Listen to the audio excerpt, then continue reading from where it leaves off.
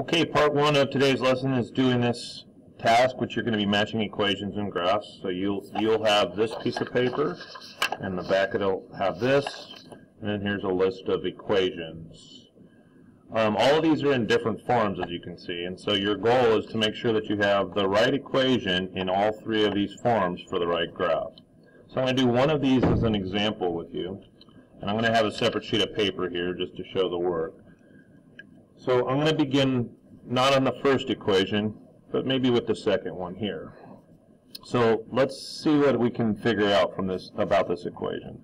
Well, the first thing is, on this equation, I notice that the y-intercept appears to be 1, 2, 3, 4. So let me put my y-intercept of -4. 1, 2, 3, 4. And then I'm just going to count the rise and the run. 1, 2, 3, 4. 1, 2. So 4 over 2 means my slope is 4 over 2 is simply 2. So then what I'm going to do is I'm going to look for an equation that has a slope of 2 and a y-intercept of -4 on my list of equations. So if I kind of scan through this, I'm looking for, first of all, slope-intercept. So something that looks like this or this. Hey, here's -4, but it has a slope of -1. And then if I just kind of keep scanning, I actually can see it right here. Letter S has exactly what we're looking for, a slope of 2 and a y-intercept of -4. So what I would then do is I would write S. I'm not going to do it because this is my master copy. You'd write letter S in here, and you'd write y equals 2x minus 4. So this is S, y equals 2x minus 4. So then what I'm going to do is I'm going to actually change this equation into standard form. So if I go ahead and make that into standard form, if I subtract the y and then add the 4, in other words, isolate the constant, I would end up with an equation that says 2x minus y equals +4.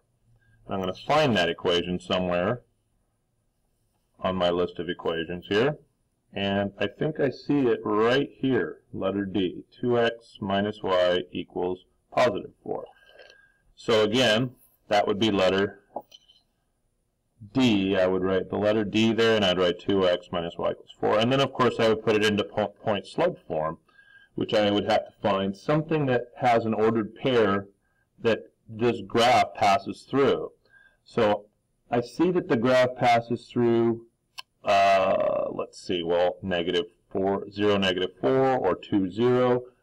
There's got to be an equation that can have an ordered pair with the same slope. So what I'm doing is I'm looking for an equation that has the slope of 2 and then one of the points that is on that graph. So again, when I scan through here, anything that has a slope of 2 in point-slope form, like that problem or that problem. See how that has a slope of -2 and that has a slope of 1/2? This has a slope of -1. So I'm scanning through just to find point-slope equation that has a slope of 2. And I'm going to try to test 2 points. So I'm going to use DD and II here, see if those work. And what I mean by that is I'm going to see, if you remember that the ordered pair here would be the opposite of that, and the opposite of that should be -1, +1, and that graph doesn't go through there. So how about if I try here? That has the x value would be +1, and the y value would be -2. 1, -2, and actually that goes through that graph there. So the point-slope equation would be II. That guy right there is the point-slope. So your goal is to try to get this filled out as accurately as you can. Remember, start with the slope-intercept form, convert them all into standard form, and then what's going to be left is the point-slope form. So my recommendation is do this column and this column right away. And when you have filled out both pages for the slope-intercept and standard, then it's going to be easier to find the point-slope form at the end. So this should take you about, I don't know, 15, 20 minutes.